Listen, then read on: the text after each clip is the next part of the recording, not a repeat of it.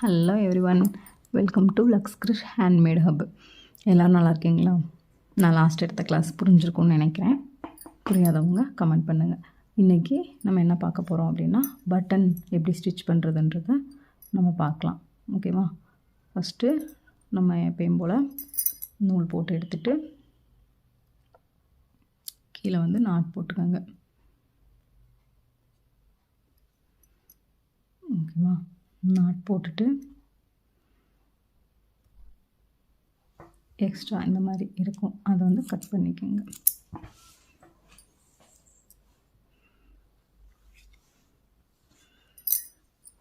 இதுக்கும் அதே தான் நம்மளுக்கு தேவைப்படும். துணி, ட்ரிம்மர், ஊசி.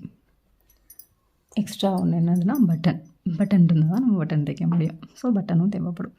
துணியை இந்த மாதிரி ரெண்டாக ஃபோல்ட் பண்ணிக்கோங்க. துணியை ரெண்டாக ஃபோல்ட் பண்ணிவிட்டு இப்போ இதில் நான் வைக்கிறேன். ஏதாவது ஒரு ஹோலில் விட்டுக்கோங்க. எந்த ஹோல்லனாலும் உள்ளே விட்டுக்கலாம். ஏதாவது ஒரு ஹோலில் விட்டுட்டு இதை வந்து ஒருத்தவங்க ஒரு மெத்தடில் தைப்பாங்க. ஒருத்தவங்க இப்படி ஸ்ட்ரெயிட் டு ஸ்ட்ரெயிட் அப்படி மட்டும் தைப்பாங்க.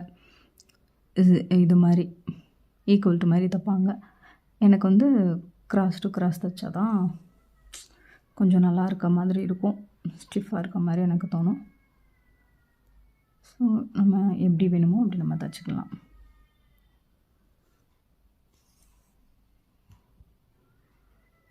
ஒரு 2லேருந்து 3 தையல் இந்த ஹோல்லேருந்து எடுத்து அந்த ஹோலுக்கு உள்ளே விடணும்.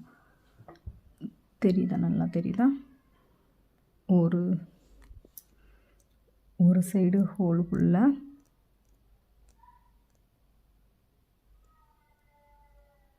விட்டுட்டு ஒரு சைடு ஹோல்லேருந்து வெளியில் இழுத்து இன்னொரு சைடு ஹோல் இருக்கா, இப்போ இதிலேருந்து நான் வெளியில் எடுத்தேன், அதோட இன்னொரு சைடு ஹோலுக்குள்ளே இப்படி உள்ளே விட்டுறணும். புரியுதா? இப்போது இந்த சைடு ஒரு 4 டைம் தைச்சதுக்கப்புறம் ஆப்போசிட் சைடில் தைக்கணும். சேம் அதே தான். ஒரு சைடு ஹோல்லேருந்து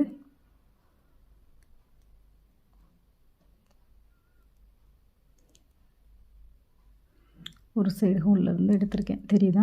ஒரு சைடு ஹோல்லேருந்து வெளியில் எடுத்துட்டு அப்படியே ஆப்போசிட்டில் இருக்கக்கூடிய இன்னொரு சைடு ஹோலுக்குள்ளே இன்சர்ட் பண்ணிடுறேன்.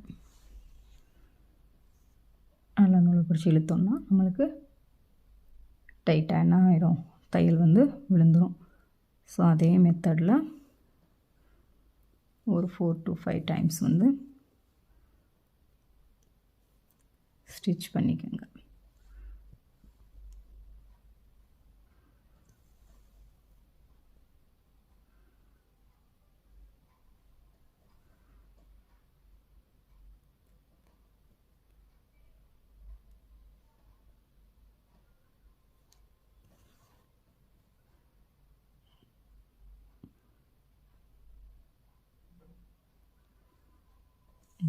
இப்போது 2 சைடுமே நான் 4 to 5 டைம்ஸ் வந்து நான் ஸ்டிச் பண்ணி முடிச்சிட்டேன். இதை நம்ம அப்படியேவும் விட்டுறலாம். இல்லை அப்படின்னா திரும்ப இங்கே மட்டும் நம்ம அந்த ஹோலை விட்டு இங்கிட்டு வெளியில் எடுத்துகிட்டு வராமல் இந்த பிளேஸ் வரைக்கும் மட்டும் நூல் அப்படி எடுத்துகிட்டு வந்துட்டு துணி வரைக்கும் மட்டும் எடுக்கணும், பட்டனுக்கு வெளியே கொண்டு வரக்கூடாது. இதை இப்படி பிடிச்சி ஒரு 2 தடவை அப்படி சுற்றிட்டோம் அப்படின்னா பட்டன் கொஞ்சம் மேலே எழுமிக்கணும், நம்ம போடும்போது ஈஸியாக இருக்கும். ஓகேவா? அந்த மாதிரி ஒரு 2 டைம் சுற்றிட்டு திரும்ப அகைன் உள்ளேயே விட்டு வெளியில் இழுத்துட்டு இப்போ நம்ம வந்து வெளியில் நாட் போட்டுடலாம்.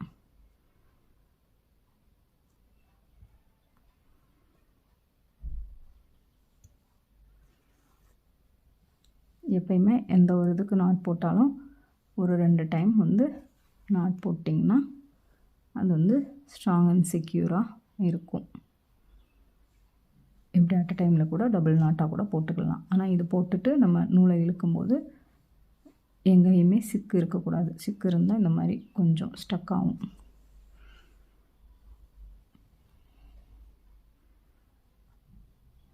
ஓகேங்களா? அவ்வளோதான். பட்டன் இவ்வளோ தான் பட்டன் தைக்கிறது. புரிஞ்சிருக்கும்னு நினைக்கிறேன். இதில் ஏதாவது டவுட் இருந்தால் கமெண்ட் பண்ணுங்கள். ஹாய்ப்பா. இப்போ வந்து நம்ம இந்த மாதிரி ப்ரெஸ்ஸிங் பட்டன்ஸ் வந்து பார்த்துருப்பீங்கன்னு நினைக்கிறேன் எல்லோரும். இந்த மாதிரி பட்டன்ஸ் பார்த்துருக்கீங்களா? இதுக்கு பேர் ப்ரெஸ் பட்டன். ஸோ இது வந்து நம்ம எங்கேனாலும் நம்ம யூஸ் பண்ணலாம். இப்போது நான் ஒரு ப்ளேஸில் உங்களுக்கு நான் ஸ்டிச் பண்ணி காட்டுறேன். இது எப்படி ஸ்டிச் பண்ணுறதுன்னு தெரிஞ்சிருக்கும், இருந்தாலும் எல்லோரும் பார்த்துக்கோங்க. ஃபஸ்ட்டு இதிலேருந்து இதை வந்து ரிமூவ் பண்ணி எடுக்கணும். இதிலேருந்து ரிமூவ் பண்ணி எடுத்துகிட்டு நான் இந்த எடுத்து வச்சுருக்கேன். ஓகேங்களா? எடுத்து வச்சுருக்கேன். இப்போ இதில் வந்து இந்த மாதிரி 2 பார்ட் இருக்கும். இந்த மாதிரி ஜாயிண்ட் ஆகிருக்கா, இது வந்து இப்படி ஓப்பன் பண்ணி தான் நம்ம அதிலருந்தே எடுப்போம். எடுத்தது இந்த மாதிரி ஸ்லிம்மாக ஒரு பார்ட் இருக்கும், இந்த மாதிரி கொஞ்சம் மந்தமாக ஒரு பார்ட் இருக்கும். ஆனால் 2லேயுமே இந்த மாதிரி ஒரு சைடு இந்த மாதிரி மேடாக இருக்கிற மாதிரி தான் இருக்கும். நம்மளுக்கு வந்து கன்ஃப்யூஸ் ஆகும். ஸோ எந்த சைடு எதை வச்சு தைக்கிறதுன்ட்டு ஈஸியாக சொல்கிறேன். ஸ்லிம் 2 சைடுமே இந்த ஒரே மாதிரி தான் இருக்கும். ஒரு சைடு ஓட்டை இருக்கிற மாதிரி இருக்கும், இன்னொரு சைடு வந்து இந்த மாதிரி இருக்கிற மாதிரி இருக்கும். இந்த ஸ்லிம்மாக இருக்குது தெரியுமா, இந்த சைடு எப்பயுமே இந்த மேடான பகுதியை வெளியில் தெரிகிற மாதிரி வச்சு தைக்கணும். ஓகேவா? ஸ்லிம்மானதை. இந்த மந்தமாக இருக்க ப்ளேஸை வந்து இந்த மேடான இருக்க பகுதி வந்து கிளாத்துக்குள்ளே எப்படி போகிற மாதிரி வச்சு தைக்கணும். இதுதான் இதை எப்படி தைக்கிறதுன்ற வந்து மெத்தடு. இப்போ நம்ம இதை எப்படி தைக்கலாம்னு சொல்லிட்டு பார்க்கலாம். ஓகேங்களா? ஃபஸ்ட்டு ஒரு ஊசியில் இந்த மாதிரி 4 போட்டுக்கிட்டிங்கன்னா கொஞ்சம் ஸ்ட்ராங்காக இருக்கும். ஒரே தையலில் போதும், இல்லைனா 2-3 தையல் தைக்கிற மாதிரி இருக்கும். ஸோ நான் 4 த்ரெட்டு போட்டு எடுத்திருக்கேன்.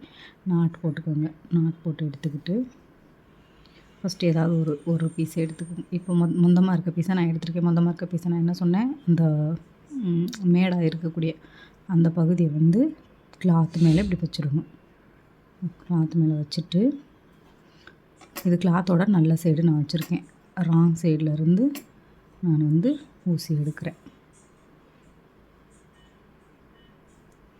ஓகேங்களா? ராங் சைடு எடுத்திருக்கேன். எடுத்துட்டு இங்கே உள்ள அது பக்கத்துலேயே விட்டு ஒரு டைம் நான் கோர்த்துட்டேன். ஓகேவா? இன்னொரு டைம் ஸ்ட்ராங்காக இருக்கணும்னு நீங்கள் நினச்சிங்கன்னா இன்னொரு டைமு தெரியுதுங்களா, ஊசி கோர்த்துருக்கேன். கோர்த்துட்டு நம்ம ஹெம்மிங்க்கு போடுவோம்ல, அதே மாதிரி மேலே தூக்கி போடுறேன், லாக் பண்ணுற மாதிரி. ஸோ அப்போ நல்லா லாக் ஆகிக்கும். இப்போது நீங்கள் இந்த சைடு கூடி இப்படி நீங்கள் எடுத்தாலும் ஓகே தான். இங்கிட்டிருந்து இங்கிட்டு வந்தாலும் சரி. இல்லைனா இப்போ இதுக்கு இருந்து இந்த சைட்லேருந்து இப்படி கூடி அங்கிட்டு போனாலும் சரி தான். தெரியுதுங்களா? உங்களுக்கு கை எந்த சைடு வருதோ அந்த சைடு, இங்கிட்டிருந்து இந்த சைடு வந்தாலும் சரி, இந்த சைடு வந்து அந்த சைடு போனாலும் சரி, இப்படி கரெக்டாக எந்த இடத்துல நம்ம போட்டிருக்கோமோ அந்த இடத்துல துணியில் இப்படி குத்துங்க. குத்தி உள்ளே கூடி கொண்டுட்டு போகணும். உள்ளே கூடி கொண்டுட்டு போய் இந்த ஹோல்குள்ளே கூடி வெளியே கொண்டுட்டு வரணும். ஓகேங்களா? கொண்டுட்டு வந்ததுக்கப்புறம் சேம் அஸ் யூஷுவல் அதை அந்த நம்ம கொண்டுட்டு வர்ற அந்த டைம்லேயே கூட நம்ம லாக் போடலாம். பட்டு உங்களுக்கு பிகினர்ஸ்க்கு கொஞ்சம் கஷ்டமாக இருக்கும். அதனால் இப்படி கொண்டுட்டு வந்துட்டு நீங்கள் இந்த மாதிரி லாக் போடுங்க. ஓகே? ஸோ லாக் போட்டதுக்கப்புறம் அடுத்து சேம் இப்போ நம்ம என்ன ப்ராசஸ் பண்ணோமோ அதே தான். எங்கே நம்ம முடிச்சிருக்கோமோ அந்த இடத்துல உள்ளே குத்துறோம். குத்தி அடுத்து நெக்ஸ்ட் இருக்கக்கூடிய அந்த ஓட்டைக்குள்ளே கூடி இப்படி வெளியில் கொண்டுட்டு வரோம். இந்த மாதிரி கொண்டுட்டு வரும்போதும் நீங்கள் லாக் போடணுன்னா போட்டுக்கலாம். ஓகேங்களா?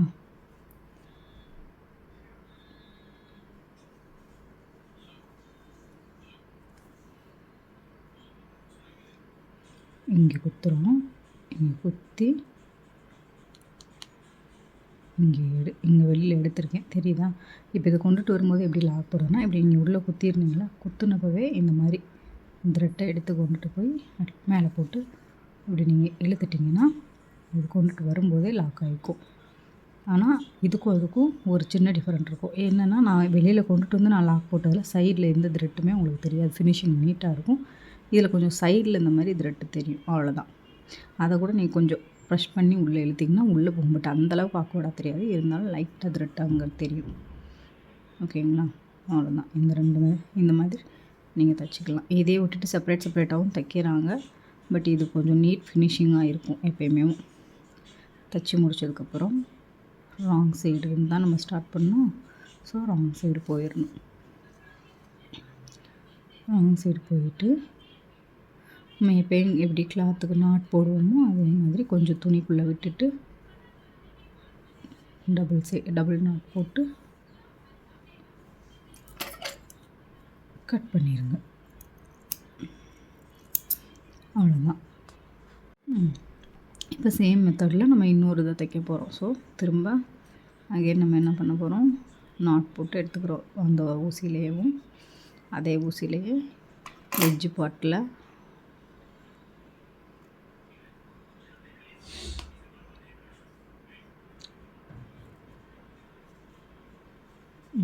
நாட் போட்டுக்கோங்க. நாட் போட்டேன் நான். ஓகேங்களா? இப்போ அது நம்ம எங்கே வச்சு தைச்சிருக்கோம், நான் இங்கே வச்சு தைச்சிருக்கேன் அதை. ஸோ இது வந்து நான் இந்த மாதிரி லாக் பண்ணணும். ஓகேவா? அதுக்கப்புறம் ஆப்போசிட் சைடில் நான் இந்த ஸ்லிம் பீஸை வைக்கிறேன். இந்த ஸ்லிம்மாக இருக்க பீஸ் என்ன பண்ணணும், ஃப்ளாட்டாக இருக்கிறத ஃப்ளோரில் வைக்கணும். ஃப்ளாட்டாக இருக்கிறத இப்படி ஃப்ளோரில் வச்சுட்டு இந்த மேடாக இருக்கிறத மேலே நம்ம தெரிகிற மாதிரி வைக்கணும். ஏன்னா இது போய் அதில் போய் லாக் ஆகும்.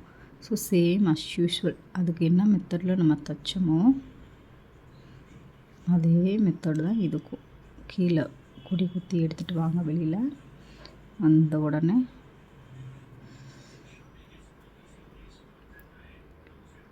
ஃபஸ்ட்டு அந்த ஃபஸ்ட்டு ஹோல் இருக்கா அதில் குத்தி அங்கே நம்ம பண்ண மாதிரியே தான் இங்கேயும் லாக் போட்டுக்கிறோம். அடுத்து அதே மெத்தடு தான். இங்கே குத்துறோம், இங்கே குத்தி இங்கே எடுக்கிறோம். ஓகேங்களா? எனக்கு வந்து இந்த எடுத்துட்டு இப்படின்னு நம்ம நாட் போடுறது வந்து கொஞ்சம் நீட் ஃபினிஷிங்காக இருக்கிற மாதிரி எனக்கு தோணும். சைடில் எங்கேயுமே அது வந்து நான் உள்ளே கொடுக்குறேன். இப்போ இந்த ஹூக்கை வந்து நான் உள்ளே எங்கேயாவது கொடுத்து தைக்கிறேன் மறைவான பிளேஸ்லன்னா நான் வந்து அந்த மாதிரியே அப்படியே நான் நாட் கொடுத்துருவேன். இது வந்து வெளியில் தெரியக்கூடியது. ஸோ அதனால் கொஞ்சம் நீட் ஃபினிஷிங்காக இருக்கட்டுமேன்ட்டு வெளியில் தெரியக்கூடிய பாட்டுன்றனால கொஞ்சம் நீட் ஃபினிஷிங்காக இருக்கட்டும்னு கொஞ்சம் நீட்டாக ஸ்டிச் பண்ணுறேன். ஓகேங்களா? இல்லைன்னா ஆஸ் யூஷுவல் எப்படி இருந்ததை எடுக்கும்போதே நான் அங்கே நாட் போட்டு ஃபினிஷ் பண்ணி எடுத்துருவேன். உள்ளே ப்ளவுஸ்குள்ளே கொடுக்குறப்போ அந்த பிளேஸ் வந்து வெளியே தெரியாமல் இருக்கிற அந்த மாதிரி பிளேசஸ்லாம் நம்ம கொடுக்கணும். சம்டைம்ஸ் ஷர்ட் பாட்டனில் கூட இதை நம்ம யூஸ் பண்ணிக்கலாம். ஏஜ் ஆனவங்களுக்கு வந்து நம்ம பட்டன் வைக்கிறதுக்கு பதில் இந்த மாதிரி கூட அவங்களோட ப்ளவுசஸில் வச்சு கொடுக்கலாம். இது வந்து அவங்களுக்கு இன்னும் ஈஸியாக இருக்கும் போட கலட்ட அந்த மாதிரி. இந்த பாருங்கள், உங்கள்கிட்ட பேசிக்கிட்டே இந்த இதை வந்து நான் அஸ்யூஷுவல் லாக்காக போட்டேன். எப்பயுமே எனக்கு பழக்கத்துக்கு வர்ற மாதிரி வந்துடுச்சு பார்த்தீங்களா? அதான் அப்படி தான் நான் எப்பயுமே போடுவேன். ஏன்னா இது மோஸ்ட்லி உள்ளே தான் வச்சு தைப்பேன், அதனால் அப்படி போட்டுருவேன். இன்றைக்கி கொஞ்சம் வெளியில் வச்சு தைச்சதுனால இந்த மாதிரி ஆகிடுச்சு. It's okay, no problem. அது ஒரு ப்ளேஸில் தான் அவ்வளோ வராங்கலாம் தெரியாது. முடித்ததுக்கப்புறம் அதே மாதிரி ராங் சைடு கொண்டுட்டு போயாச்சு. இந்த இது வந்து ஆஸ்யூஷுவல் அதுவும் தெரியும். ஒரு முடிச்சுட்டு எப்படி நாட் போட்டு கட் பண்ணுறதுன்ட்டு. ஓகேங்களா?